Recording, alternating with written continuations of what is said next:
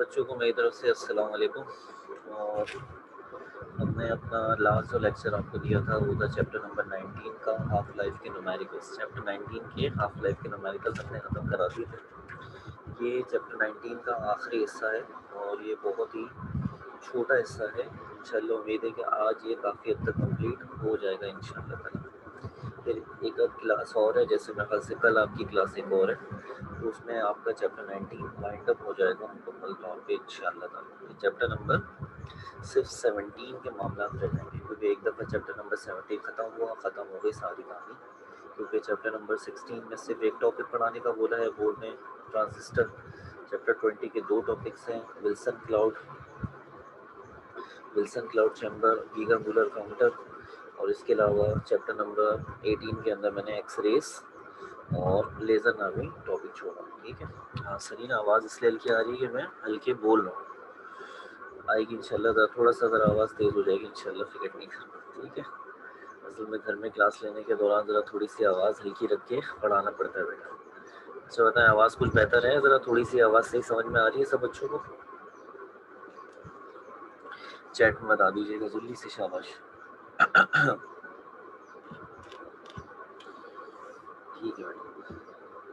Chapter number 19 का दूसरा हिस्सा बगैर कोई टाइम ज़ाया करे स्टार्ट करते हैं, जिसका नाम है न्यूक्लियर रिएक्शंस। न्यूक्लियर रिएक्शन के अंदर हमारे जो टॉपिक्स हैं वो हैं fission reaction plus fission chain reaction, nuclear fusion reaction, calculation for Q value. बस ये तीन टॉपिक पढ़ने हैं तो हमारा ये पार्ट कंप्लीट हो जाएगा इंशाल्लाह ताला। ठीक है। ये तीनों टॉपिक्स में से सिर्फ fission reaction plus fission chain reaction, इसके ऊपर क्वेश्चन बन सकता है,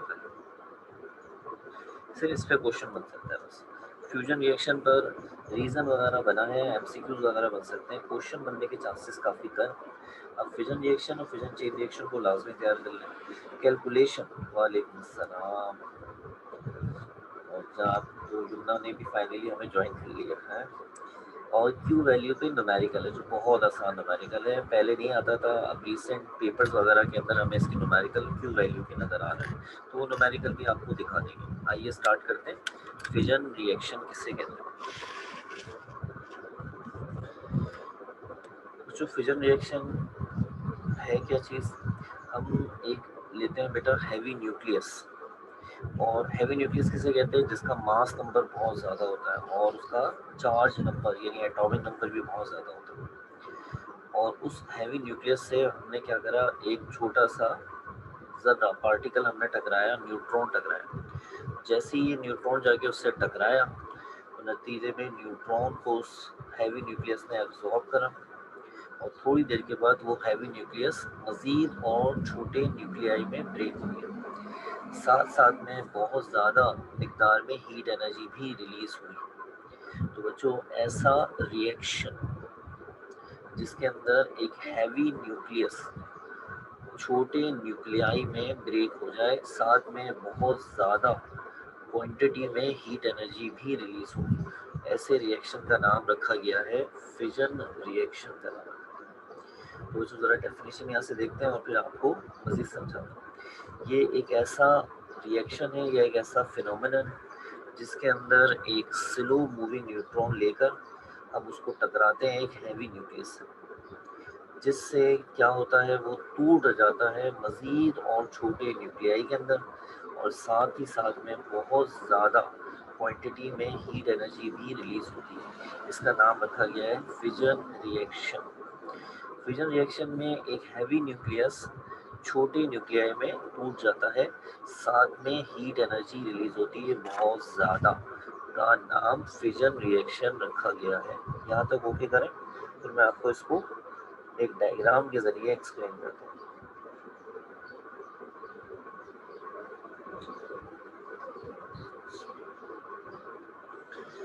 गुड, बाकी स्टूडेंट भी शाबाश, जल्दी से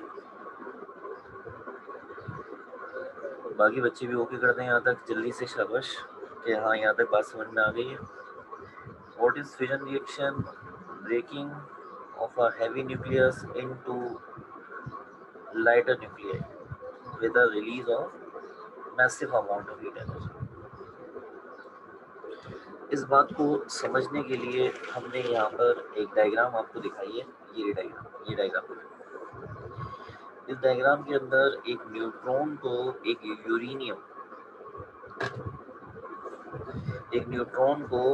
यूरेनियम के न्यूक्लियस से टकराता हुआ दिखाया जा रहा है। This is uranium. यूरेनियम का मास नंबर 235 होता है और चार्ज नंबर जो होता है वो 92।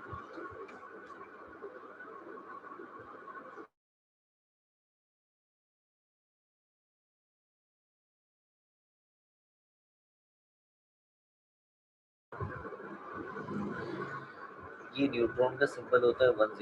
ये आके टकरा रहा है एक यूरेनियम 235। यूरेनियम क्या करेगा, इस न्यूट्रॉन को एब्जॉर्ब कर लेगा, कैप्चर कर लेगा और कैप्चर करके 235 से कन्वर्ट हो जाएगा 236 92 एज इट इज। ये जो आपको शक्ल बना के दिखाई है ये असल में एक अनस्टेबल स्टेट को दिखा रहा है, यानी ये यूरेनियम 236 अनस्टेबल है, स्टेबल नहीं है और ये ब्रेक होना चाह रहा है, यानी टूट रहा है। और थोड़ी देर के बाद ये स्टेरिक का निशान का मतलब है अनस्टेबल। थोड़ी देर के बाद ये दो हिस्सों में देखिए बीच से यूं करके ऐसे, ये हिस्सा अलग, ये हिस्सा अलग, और ये मजीद दो और न्यूक्लियाई में टूट गया। एक है बेरियम, ये ऊपर लिखा है 141, नीचे 56, और ये है क्रिप्टन। बेरियम ग्रुप 2A का होता है, क्रिप्टन जो होता है वो जीरो ग्रुप यानी ग्रुप 8A का होता है, 92 36। और साथ में एक इंटरेस्टिंग बात देखें कि जब बेरियम और क्रिप्टन जो इस यूरेनियम 236 से टूटकर बने हैं, साथ में यहाँ पर 3 अदद न्यूट्रॉन्स भी रिलीज हुए हैं। एक न्यूट्रॉन, दो न्यूट्रॉन और ये 3 न्यूट्रॉन यहाँ पर रिलीज हुए हैं। प्लस यहाँ हीट एनर्जी खारिज होती है बहुत ज़्यादा, उस हीट एनर्जी को नाम देते हैं क्यू वैल्यू। चैप्टर 11 आपको याद है ना, क्यू का मतलब होता है हीट एनर्जी, क्यू वैल्यू का मतलब है हीट एनर्जी। कितनी कैलकुलेट की गई है, 200 मेगा इलेक्ट्रॉन, ये एक यूरेनियम के टूटने से। ठीक है, दोबारा से देख लीजिएगा, न्यूट्रॉन यूरेनियम से जाके टकराया तो वो 236 में कन्वर्ट हुआ लेकिन अनस्टेबल स्टेट में, और फिर फौरन दो न्यूक्लियाई बेरियम और क्रिप्टन में टूट गया। साथ ही साथ में 3 अदद मजीद यहाँ से न्यूट्रॉन, 3 या 5, बाज़ दफ़ा 5 ऑब्जर्व होते हैं, बाज़ दफ़ा 3, ज़्यादातर 3 पे सब एग्री हैं। 3 न्यूट्रॉन रिलीज होते हैं, प्लस यहाँ पर क्यू वैल्यू यानी 200 मेगा इलेक्ट्रॉन वोल्ट की हीट एनर्जी खारिज होगी। अब क्योंकि ये एक रिएक्शन है तो इसकी इक्वेशन लाजमी होगी। ये इसकी इक्वेशन, ये डायग्राम के जरिए एक्सप्लेन किया गया है, ये इक्वेशन के जरिए एक्सप्लेन किया गया है। देखिए एक न्यूट्रॉन है यूरेनियम 235 में जा रहा है, 236 92, स्टेरिक का मतलब है अनस्टेबल स्टेट। ये दो हिस्सों में टूट गया, बेरियम क्रिप्टन 141 56 92 36, प्लस ये 3 न्यूट्रॉन यहाँ से खारिज हो रहे हैं और साथ में हीट एनर्जी 200 मेगा इलेक्ट्रॉन। ठीक है बच्चों, यहाँ पर ये रिएक्टेंट है, ये प्रोडक्ट है। रिएक्टेंट और प्रोडक्ट का मास जब आपस में बराबर यानी बराबर होता है रिएक्शन में, याद रखें केमिकल रिएक्शन होता है तो रिएक्टेंट प्रोडक्ट का मास बराबर होता है, लेकिन जब यहाँ रिएक्टेंट का मास प्रोडक्ट के मास के बराबर देखा गया तो बराबर नहीं था, कमी आ रही थी। रिएक्टेंट का मास ज़्यादा था, प्रोडक्ट का मास रिएक्टेंट के मुकाबले में कुछ कम आ रहा था, थोड़ा कम आ रहा था। तो वो मास कहाँ चला गया? तो बच्चों यहाँ पर आपको याद है कि एक मशहूर साइंसदान है जिनका नाम है एल्बर्ट आइंस्टाइन, जिन्होंने एक इक्वेशन पेश की थी E is equal to mc²।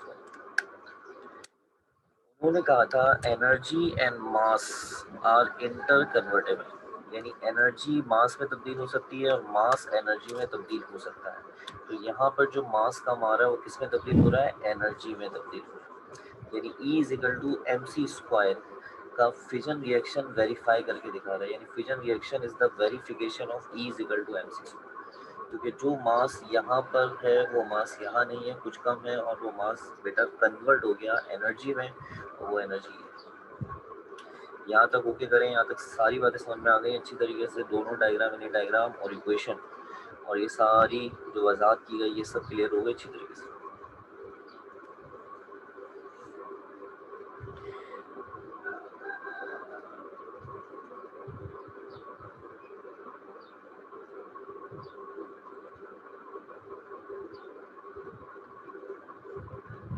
Serena, आवाज़ का अब तो बेटा कोई इशू नहीं आ रहा?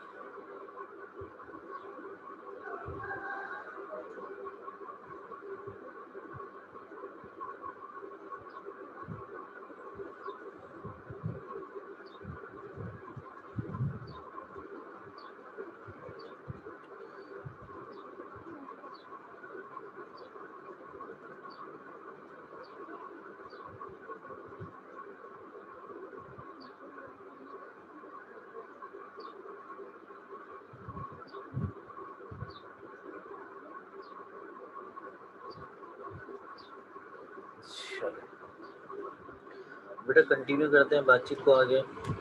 नेट की स्पीड ज़रा थोड़ी सी आगे पीछे हो जाती है तो मेरे पास भी लिखा हुआ आ जाता है इंटरनेट कनेक्शन अनस्टेबल, तो थोड़ा रुकना पड़ जाता है।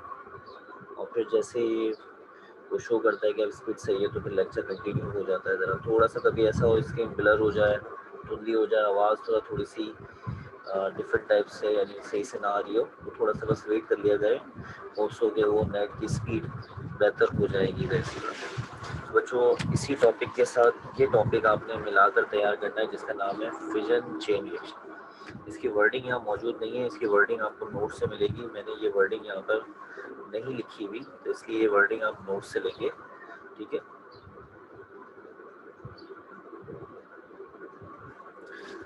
अब तो मेरे पास स्पीड सही शो हो रही है बेटा, यहाँ पे मैंने चेक कर लिया, अब तो कोई प्रॉब्लम नहीं आ रहा। अभी मैंने चेक किया, अभी आ रहा था लेकिन अब मैंने जाके चेक किया तो अब तो कोई नहीं आ रहा। हाँ ऑडियो में आ रहा है, वीडियो में तो नज़र नहीं आ रहा, ऑडियो में नज़र आ रहा है, वो भी अब चला गया।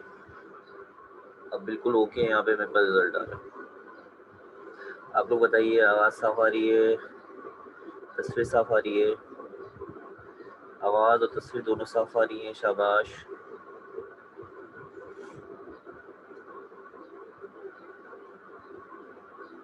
सब ओके है यहाँ तक?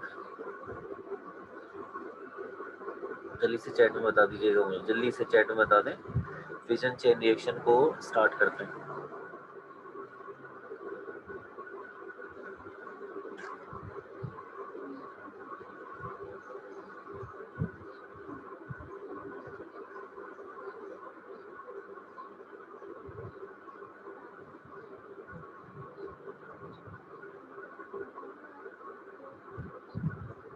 ओके कंटिन्यू करना है बेटा।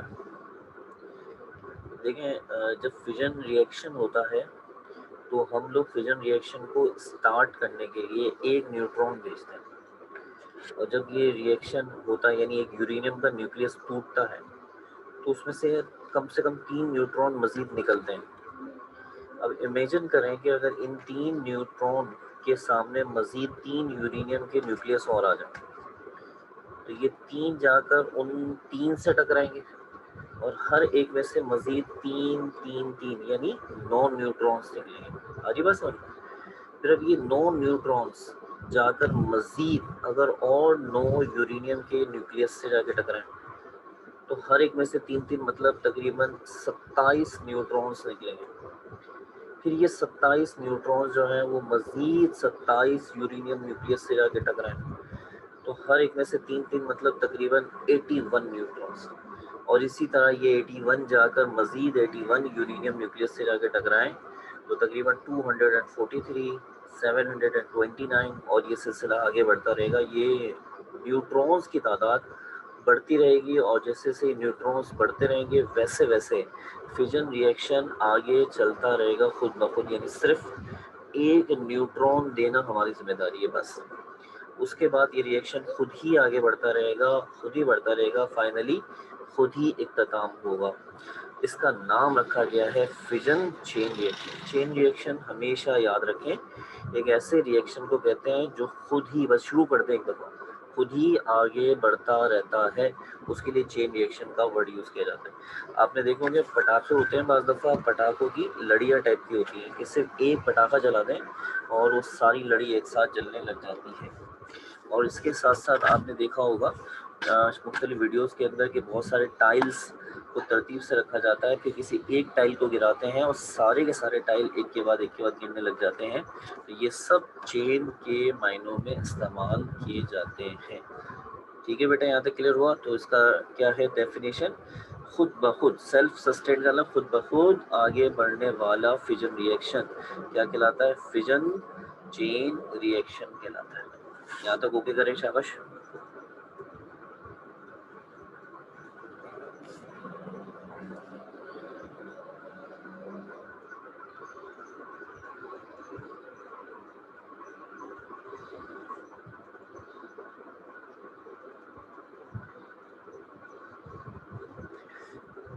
इस बात को समझने के लिए कि ये रिएक्शन किस तरह से हो रहा है तो आपकी किताब में एक बहुत ही डिटेल से डायग्राम बनाई गई है। उस डायग्राम का एक मुख्तसर हिस्सा आपको यहाँ पे हम दिखा रहे हैं, आप भी देख लें।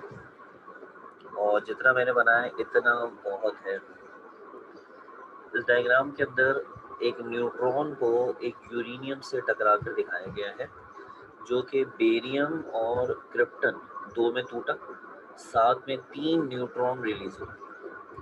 ये जो 3 न्यूट्रॉन रिलीज हुए, इन तीनों के सामने भी 3 यूरेनियम के न्यूक्लियस आ गए। ये जाकर इससे टकराया बेरियम क्रिप्टन 3 न्यूट्रॉन, ये जाके इससे टकराया बेरियम क्रिप्टन 3 न्यूट्रॉन, ये जाके इससे टकराया बेरियम क्रिप्टन 3 न्यूट्रॉन। इस तरीके से इन 3 के आगे मजीद भी दिखा सकते हैं आप, अगर दिखाना चाहें तो ये सिलसिला और आगे बढ़ेगा। ये एक स्कीमेटिक डायग्राम है और ये डायग्राम फिजन चेन रिएक्शन को रिप्रेजेंट कर रही है। यहाँ तक ओके है? शाबाश।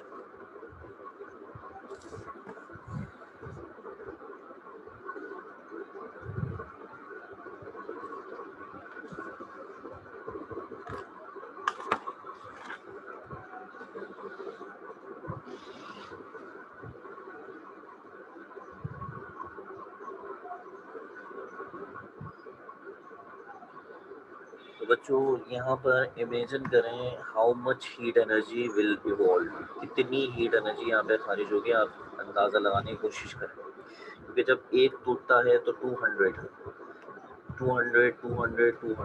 तो 800 तो ऐसे ही होगा, फिर ये मज़ीद तोड़ेंगे। तो ये एक tremendous amount of heat energy है जो कि बहुत ही ज़्यादा है। और इस हीट एनर्जी के बारे में आप कुछ इस तरह से अंदाज़ा लगा लें कि अगर आप सिर्फ 1 ग्राम यूरेनियम ले लें, 1 ग्राम यूरेनियम, तो 1 ग्राम यूरेनियम से इतनी हीट एनर्जी खारिज होती है जितना 22 टन TNT यानी बारूद को फाड़ने से हरारत हासिल होती है।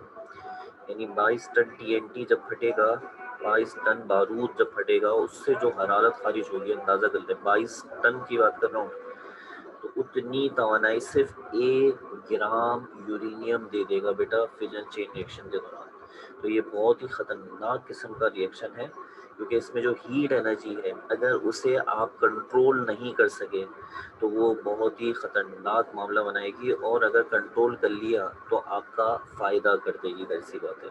तो इसको जब कंट्रोल कर लेते हैं तो बेटा उसे कहते हैं न्यूक्लियर रिएक्टर।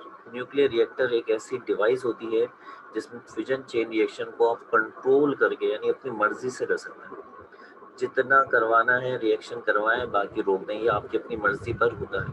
और अगर आप इस रिएक्शन को अनकंट्रोल अंदाज के अंदर बढ़ाना चाहते हैं कि बस ये एक दफ़ा शुरू हो जाए, चलता रहे और तबाही फैलाता रहे, तो उसका नाम है एटम बम। एटम बम असल में फिजन चेन रिएक्शन के ज़रिए ही होता है और इसमें अनकंट्रोल फिजन चेन रिएक्शन किया जाता है। और जो तबाही आती है फिर जाहिर सी बात है, आपने 1945 दूसरे जंग अज़ीम में हिरोशिमा और नागासाकी के ऊपर जो एटम बम गिराए गए थे उनके बारे में आपने पढ़ा ही होगा कि उन्होंने कितनी तबाही फैलाई।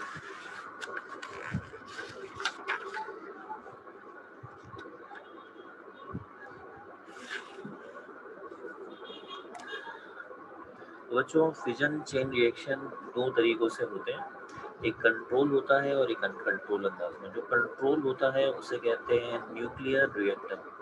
न्यूक्लियर रिएक्टर हमारे कोर्स रिड्यूस सिलेबस में शामिल नहीं है, वरना मैं आपको इसके बारे में और भी बहुत कुछ बताता, तो यहाँ मुख्तसर करके बता रहा हूँ ताकि कम से कम थोड़ी बहुत मालूमात आपको मिल जाए। ये एक ऐसा सिस्टम होता है, एक ऐसी मशीन होती है जिसके अंदर आप अपनी मर्जी से फिजन रिएक्शन को आगे बढ़ा सकते हैं, रोक सकते हैं। इसके अंदर हमारे पास असल में फिजन रिएक्शन को कौन आगे लेके जा रहा है, कौन जवाब देगा? फिजन रिएक्शन जो आगे बढ़ता जा रहा है ये किसकी वजह से बढ़ रहा है? शाबाश। कौन है जो फिजन रिएक्शन को मुसलसल आगे बढ़ा रहा है? चैट में जवाब देना चाहेंगे?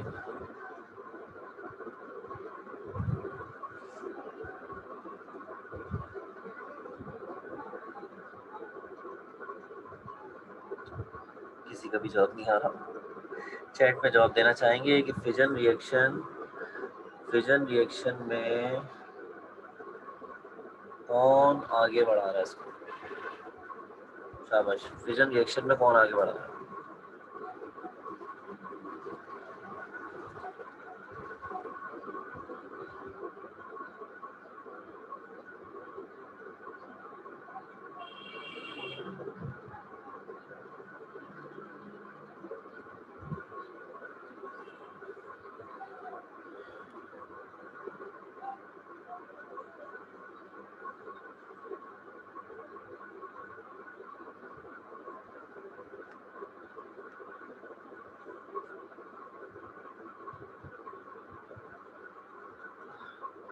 अच्छा जी, तो बच्चों ने जवाब दिया, गुड। एक आध जवाब आया, लेकिन चलो कोई मसला नहीं है, मैं आपको जवाब देता हूँ। इसका जवाब है न्यूट्रॉन। न्यूट्रॉन जो है ना, वो असल में फसाद की जड़ है। ये न्यूट्रॉन जो होता है, यही बेटा असल में फिजन रिएक्शन को आगे बढ़ाता है, फिजन चेन रिएक्शन करवाता है। इस तरह अगर आप न्यूट्रॉन को काबू कर लें तो नतीजे के अंदर आप फिजन चेन रिएक्शन को कंट्रोल कर सकते हैं। तो न्यूक्लियर रिएक्टर के अंदर हम इस्तेमाल करते हैं दो चीज़ें। एक कहलाता है मॉडरेटर और दूसरा कहलाता है कंट्रोल रॉड्स। ये मॉडरेटर और कंट्रोल रॉड्स ये मिलकर न्यूट्रॉन को कंट्रोल कर देते हैं। मॉडरेटर जो होता है, ये न्यूट्रॉन को स्लो अप कर देता है, बहुत ही स्लो कर देता है, उनकी एनर्जी को कम से कम कर देता है कि वो जाकर मजीद यूरेनियम से अगर टकराते भी हैं तो फिजन रिएक्शन नहीं कर पाते। और कंट्रोल रॉड्स जो होती हैं, ये यूरेनियम को एब्जॉर्ब कर लेती हैं। तो बस जब आपको लगता है कि बस फिजन रिएक्शन आपको अब नहीं करवाना नहीं चाहिए, तो बस उसी वक्त आप मॉडरेटर और कंट्रोल रॉड्स न्यूक्लियर रिएक्टर के अंदर यूज़ करें, तो फिजन चेन रिएक्शन रुक जाएगा। और जैसे आप चाहते हैं कि फिजन चेन रिएक्शन दोबारा से स्टार्ट हो जाए, आगे बढ़ जाए, तो मॉडरेटर और कंट्रोल रॉड्स को हटा दिया जाता है, तो फिर दोबारा से फिजन रिएक्शन स्टार्ट होने लग जाता है। न्यूक्लियर रिएक्टर से हम लोग क्या करते हैं, न्यूक्लियर एनर्जी को इलेक्ट्रिक एनर्जी में कन्वर्ट करते हैं। न्यूक्लियर एनर्जी कन्वर्ट होती है इलेक्ट्रिक एनर्जी, ठीक है।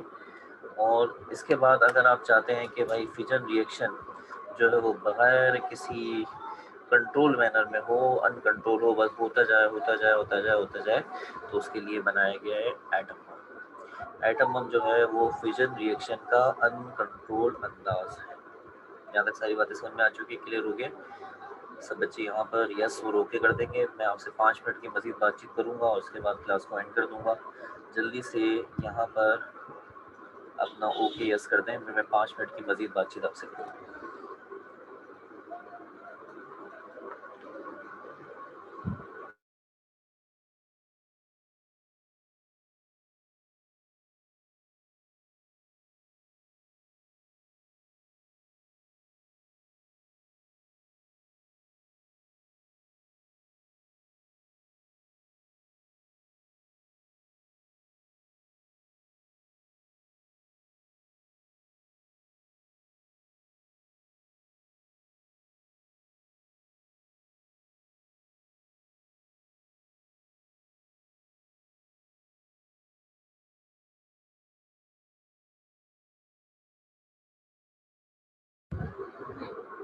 अच्छा भाई, इसके बाद जो मुझे आपसे 5 मिनट की बात करनी है, वो बात करनी है आपसे न्यूक्लियर फ्यूजन रिएक्शन के बारे में।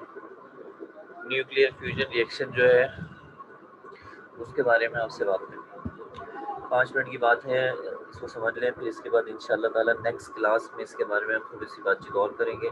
फिलहाल थोड़ा बहुत सुनकर और एक एग्जाम्पल वगैरह सुनकर इसको फिर हम एंड करते हैं।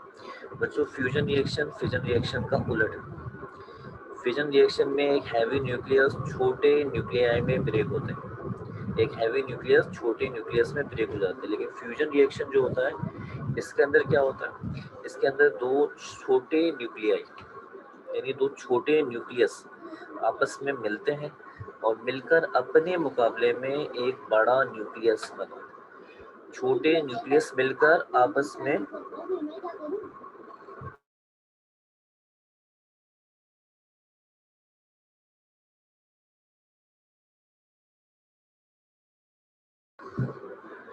छोटे न्यूक्लियस मिलकर एक बड़ा न्यूक्लियस बनाते हैं इसके अंदर, और इसका नाम क्या रखा गया है, फ्यूजन रिएक्शन रखा गया है। ये जिस तरह से फिजन होता है वैसे नहीं होता। फिजन रिएक्शन को कराने के लिए एक न्यूट्रॉन की ज़रूरत पड़ती है जो फिजन रिएक्शन स्टार्ट करता है। इसमें ऐसा नहीं होता। इसमें दो न्यूक्लियस को आपस में मिलाने के लिए उन्हें फ्यूज़ करना पड़ता है। फ्यूज़ करने के लिए हमें उन्हें टेम्परेचर देना पड़ता है, और वो टेम्परेचर बहुत ज़्यादा हाई टेम्परेचर होता है।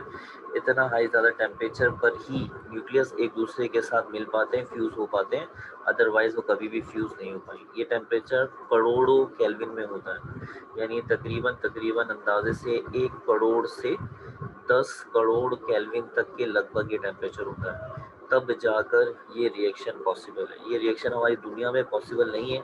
ये रिएक्शन जो है वो सितारों में, स्टार्स में और सूरज पर पॉसिबल है, जिनका टेम्परेचर ऑलरेडी 1 करोड़ से 10 करोड़ केल्विन पर होता है। वहाँ पर ये रिएक्शन पॉसिबल है, क्योंकि इतने टेम्परेचर पर ही दो छोटे न्यूक्लियस क्या होते हैं बेटा, फ्यूज हो जाते हैं, यानी मिल जाते हैं और मिलकर एक बड़ा न्यूक्लियस बना लेते हैं। इसका नाम रखा गया है न्यूक्लियर फ्यूजन रिएक्शन।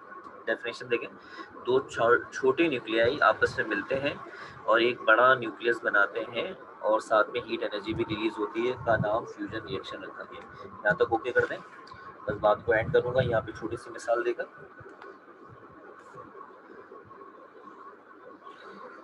जल्दी से ओके कर दें, बस ये आखिर के 2 मिनट है। यहाँ तक क्लियर है सारी बातें? सब बच्चे गेस कर दें जल्दी से, शाबाश, गुड। देखिए ये पहला आपको रिएक्शन दिखा रहे हैं, मिसालें इसकी बहुत सारी हैं, बस ये 2 मिसालें दिखा रहे हैं। एक मिसाल है DD रिएक्शन। DD का मतलब होता है ड्यूटीरियम ड्यूटीरियम रिएक्शन। अब जो केमिस्ट्री के स्टूडेंट है वो जानते हैं और जो कंप्यूटर के स्टूडेंट है वो जान लें। हाइड्रोजन जो होता है उसके 3 आइसोटॉप्स होते हैं। हाइड्रोजन के 3 आइसोटॉप्स होते हैं। एक का नाम होता है प्रोटियम, ड्यूटीरियम, ट्राइटियम। तो ये जो DD है ये हाइड्रोजन का सेकेंड आइसोटॉप है, ड्यूटीरियम।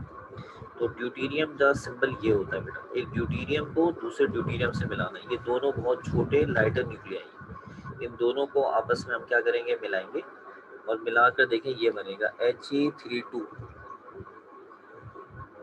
He32 बनेगा, साथ में एक न्यूट्रॉन रिलीज होगा और यहाँ भी हीट एनर्जी खारिज हो रही है और जिसकी वैल्यू है 3.3 मेगा इलेक्ट्रॉन वोल्ट।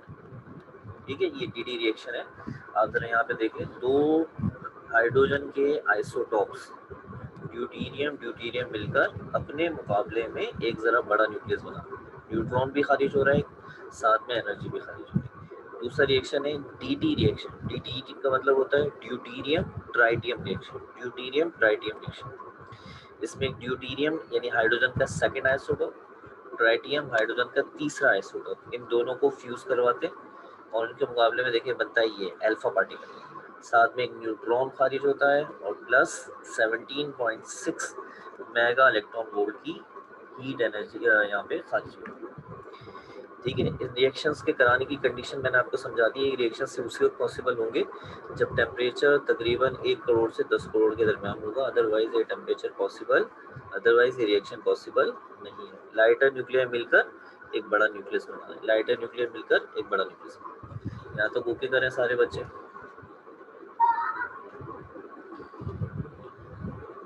सब यस कर दें, शाबाश। जल्दी से आपकी अटेंडेंस लूंगा और इसके बाद आपसे इजाजत चाहूंगा।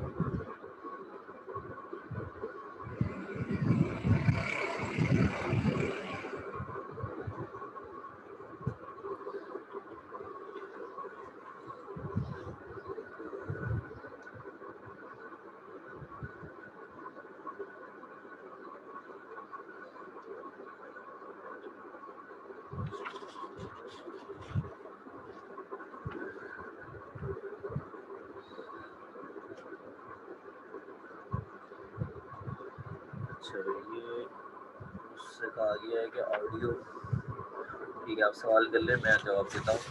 ये ऑडियो खोल देता हूँ।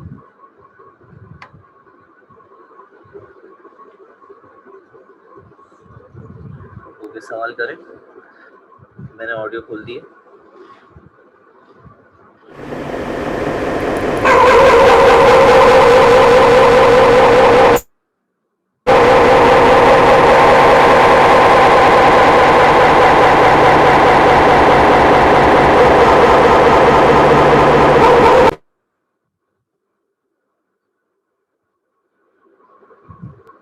दोबारा कोशिश करें।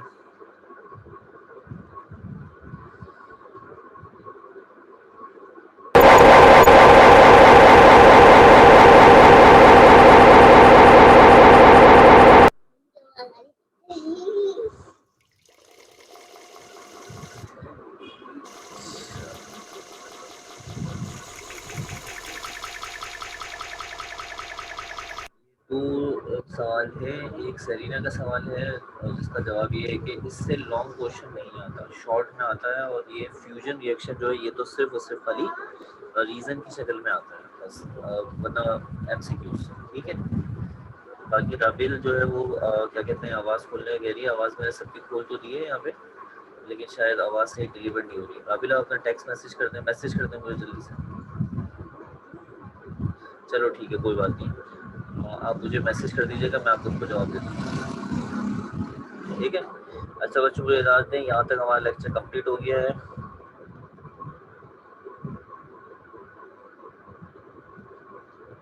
अच्छा, ये प्लस साइन नहीं है, ये प्लस का साइन तो जैसे रिएक्शन होता है उसके दरमियान में प्लस डाला जाता है कि ये बना, ये असल में न्यूट्रॉन का सिंबल है। न्यूट्रॉन 10, ये न्यूट्रॉन का सिंबल है, न्यूट्रॉन, ये प्लस नहीं। ये इसका मतलब है ये भी बना है, साथ में ये भी बना है। सही है, इसका प्लस का मतलब ये। ठीक है, अच्छा अपना ख्याल रखिएगा, मुझे तो इजाज़त, मिलते हैं कल इंशाल्लाह ताला, और फिर इसके बाद कल जो है वो इस लेक्चर को मज़ीद कंटिन्यू करेंगे। ठीक है, चलें, ओके, अल्लाह हाफिज़। सब बच्चों को मेरी तरफ से अल्लाह हाफिज़।